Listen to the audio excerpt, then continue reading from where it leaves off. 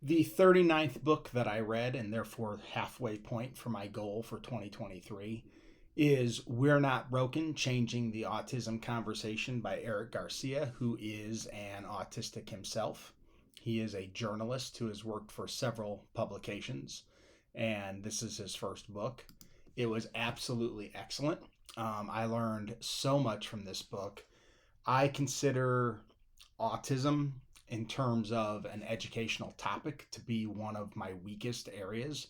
And so this is the second book this year that I've read on autism. I have another one queued up that I haven't started yet that I'm looking forward to. I have a colleague who has a son who I believe is now in fifth or sixth grade. He's about 10 or 11 years old, and he is autistic.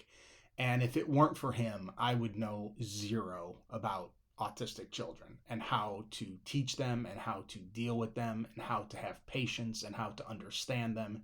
It is such an important topic in today's educational environment. And this book does a great job of breaking down different organizations and the ones that are truly on the side of autistic people, or people with autism rather, and those who are more on the side of the parents who think that autistic children need to be fixed.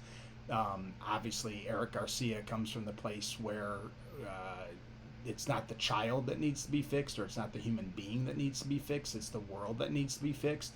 One of the metaphors that he uses that really sticks with me is that when people are paraplegic and they're in a wheelchair, we don't expect them to figure out how to get their wheelchair up on a curb.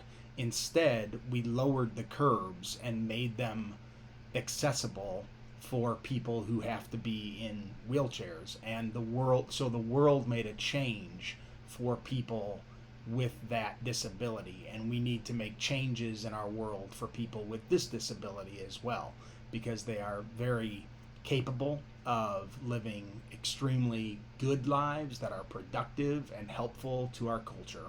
And this was a wonderful book that taught me the organizations to support and the organizations to ignore.